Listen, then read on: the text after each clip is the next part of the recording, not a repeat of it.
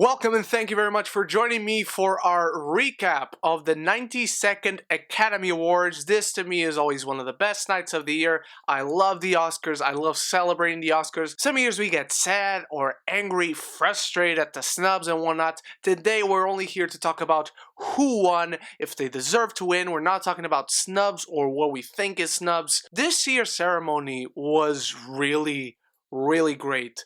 One of the aspects that makes me think that personally is because I think overall everything went to their deserved winners. I disagree with one or two, but just overall there was this very positive energy around it, celebrating the best in film. And the speeches were fantastic. They were filled with humility. You could just see people were happy. They barely had words because they did not expect to be there. You just could see that it was really genuine, and most of these people are not actors, so it really is genuine, or at least I like to believe it is. So let's get down to it. Let's start with Best Visual Effects. I have my computer showing me the awards, and who won. This one was a surprise. This one was probably my second most shocking award of the night. It went to 1917, which has amazing visual effects, but I really did not expect it to win. I thought Lion King was a shoo-in for the victory. I thought Endgame also had a shot. And I thought 1917 had a shot, but it was not going to win because Lion King is there. I've seen people complaining that Lion King deserved it or Endgame deserved it. I tend to agree with the Endgame ones. If it was up to me, I would have given it to Endgame, even though, again, Lion King is tremendous. But 1917 is also tremendous. They made it look like one shot. Imagine integrating the visual effects on that without cutting. Nothing can go wrong on any regard. I was happy. I was happy to see it going to 1917, again, even though I probably myself would have given it to someone else. Up next, we have Best Film Editing. I said it yesterday on my live. It should and it will go to, and it went to Ford v Ferrari, my second favorite film of the year, right after Avengers Endgame. And I said that Parasite had a legit shot, and it did. It did. I was really afraid at the time they were announcing the Oscar goes to, that it was going to go to Parasite. Not that I would be unhappy if it went to Parasite. Magnificent editing in that film. But Ford v Ferrari is one of the most immaculately edited films I have seen in my lifetime. This is a film that should go to film schools and be studied if you're on a class about film editing. I love that it went to Ford v Ferrari. The speech by Andrew Buckland and Michael McCusker was wonderful. I couldn't be more happy because this is one of my favorite films of the year. It didn't get that much love on the main categories, but I love that film editing, which is a very underrated, underappreciated discipline in filmmaking, got this award, and it had its moment to shine. Up next, we have costume design, and this one was a surprise. I'm not going to call it shock, but I'm going to call it a surprise. I believe I said I thought it was going to go to Once Upon a Time in Hollywood, but Joker had a shot. I believe that's what I said. But Little Women wins it, and the costumes in Little Women are phenomenal. The costuming on everyone, from the poor family to everyone else who is rich around them, the evolution of the costumes throughout the years, because the film spans a lot of years. It looked beautiful. I was really happy, and the speech was really heartwarming. You could see Greta Gerwig crying for her costume designer up on the stage.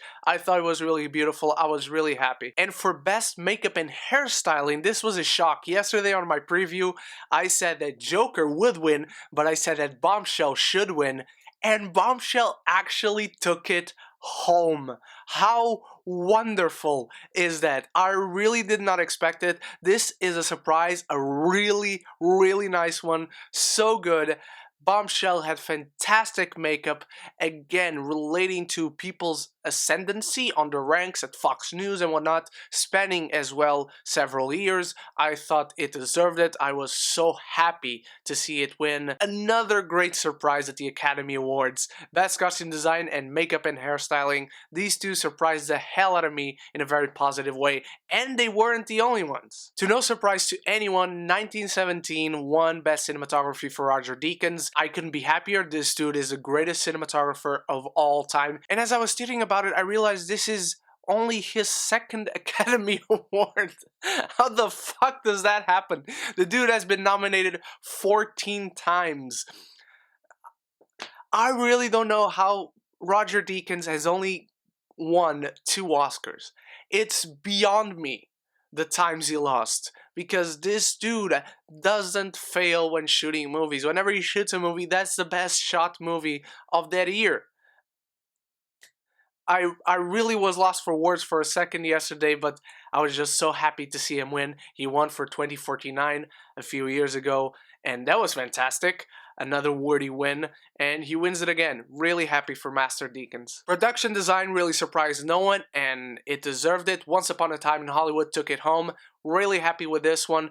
The transformation of the LA streets into 1969 without CGI, really building these sets around the city and then shooting around the city. I was really happy because not only the people in this production, not only the actors and everyone else involved to feel like they were transported and to help the story, but just the people in LA. They were suddenly transported into 1969 walking around the street. I think that's fantastic, and I was really happy to see production design go to Once Upon a Time in Hollywood. Best sound editing went to Ford v Ferrari, as I predicted. A very worthy win. Fantastic. The sound in that film is nail-biting. It's phenomenal. But sound mixing, which I predicted was also going to go to Ford v Ferrari, went to 1917. Another movie where the sound mixing is stupendous. It doesn't fail. It immerses you. I think Ford v Ferrari would have gotten my vote, but I can't be angry with the sound mixing going to a movie like 1917. Best original song was the biggest shock of the night for me. It went to I'm Gonna Love Me Again from Rocketman. I really thought it was going to go Into the Unknown, but as I'm Gonna Love You Again won, I was like, yeah, Disney should have totally gone with Show Yourself, because that is the best original song of 2019 in film. Hell, I really don't like the Toy Story 4 song. Even as I heard it last night being performed by Randy Newman on the Oscars, I really didn't get the love for that. But the Elton John song is really good. I'm not gonna lie. I still prefer Into the Unknown to it. I would have voted for Into the Unknown, but it just made me realize that Disney really should have gone with a superior song from Frozen 2. Best original score went to, and I'm gonna look, Hildur Guðnadóttir, I hope I'm pronouncing that right, for Joker. No surprise, I don't agree with this win. I don't think the Joker score was all that special. I barely remember the score, but seeing her on that stage, man, you just fall in love with these people who are so humble and just so happy to have this opportunity and to be there. Again, I really couldn't get angry at that. I'm going to skip live action short, animation short, documentary short, and documentary feature because I haven't seen any of them, so I can't comment. Best international feature, to no surprise, went to Parasite. Literally the only one amongst the best international features that was actually nominated for Best Picture overall, so it was no surprise that it should win. It was no surprise that it was going to win. I was just really happy to see Bong on that stage so many times. Best Animated Feature was kind of a surprise. I mean, it had momentum going in, but Klaus had nabbed all the big animation awards, especially the Annies, but Toy Story took the Academy Award home. I'm really not happy with this one. I'm not angry, but I just don't agree. I think How to Train Your Dragon: The Hidden World is the best animated movie of 2019. Even compared to Toy Story 4, I think Klaus is a superior film. Best Adapted Screenplay went to Taika Waititi for Jojo Rabbit. I was so happy with this one. And later he came on to announce something, and they announced him as Oscar-winning writer Taika Waititi. I thought that, mwah, that was beautiful. That was orgasmic. And there's a moment that Brie Larson posted on Instagram where he's storing his Oscar underneath the front seat in front of him. It's fantastic. I love Taika Waititi. Taika Waititi is the man. We must protect him. And Bong Joon-ho as well, but we'll get to that. Best Original Screenplay. I was rooting for Knives Out, but I really did not expect it to win. But it went to Parasite. Not a big surprise, but I was like, oh, cool, it won original screenplay, and well deserved. The screenplay for Parasite is just phenomenal. I've read it. It totally deserves this award. Again, I was rooting for Knives Out, but Parasite, Parasite's screenplay is so good, guys. Best Supporting Actress, again, to no surprise, went to Laura Dern. It should have gone to Laura Dern. Laura Dern deserves this award so much, and what a beautiful speech talking about her parents, that they're her heroes. My heart was so full at seeing her in that moment, and such a veteran actress, and again, you see this moment of humility and exasperation. She can't believe this.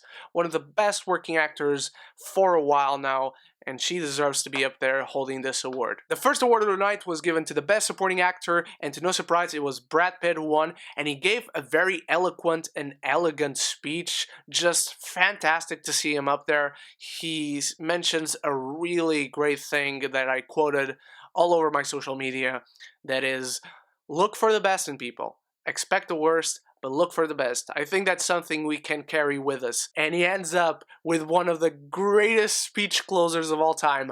Once upon a time in Hollywood, ain't that the truth?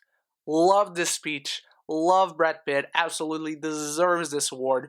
Really happy to how the ceremony kicked off. Best Actress, again to no surprise, went to Renee Zellweger, and I really do not agree with this. I think Renee was fantastic, and again, seeing her up on that stage, I can't be angry with anyone. She was fantastic, but I do think Scarlett Johansson gave the best female performance of the year. I think this award should have easily gone to her. And again, despite what I feel about the overall film, Renee was fantastic in Judy. Again, I can't be angry, but I really thought this one should have gone to Scarlett without a doubt. Joaquin Phoenix, again, didn't shock anyone by winning Best Actor award. I think this one should have gone to Adam Driver, but Joaquin is so good in The Joker. Again, I can't be angry. I can't even fully say I disagree, despite rooting for Adam Driver myself. Joaquin played one hell of a role, easily the best part of that film, and I loved seeing him up there. And the final two awards of the night, Best Director went to Bong Joon-ho. After winning Original Screenplay, after winning Best International Feature, he wins Best Director. This was kind of a shock. This was like 50% shock. It was like, oh, he wins Best Director, because I was expecting Sam Mendes to win Best Director. And 1917 at the end of the night just went home with technical categories, which is awesome. You go home with Oscars, but this was a really nice surprise. Bong's speech was so good, thanking Martin Scorsese, Quentin Tarantino, Sam Mendes. I love his speech. He was like a fanboy up there, and I mean this in a great way. I am complimenting him. This would totally be me if I ever find myself in that position. I would just thank my idols who would be sitting there in front of me. I love Bong Joon-ho so much. And then he makes history by winning Best Picture, the first ever non-English speaking movie to win Best Picture. I loved it. I loved how the night started. I loved how the night ended. Bong's speech was fantastic. It couldn't even speak. There was like this guy, I think it was one of his fellow producers. He was giving a speech and you can just see Bong in the back just like holding his Oscars, and he's like smiling at it, and it's so good. It's so good to see these people up there and just see pure moments of humility and happiness, and it's infectious. It's absolutely infectious. The Academy Awards this year were honestly fan-fucking-tastic. I can't wait for the Oscars next year. Maybe they won't be as good. I'll feel angry, I'll feel sad.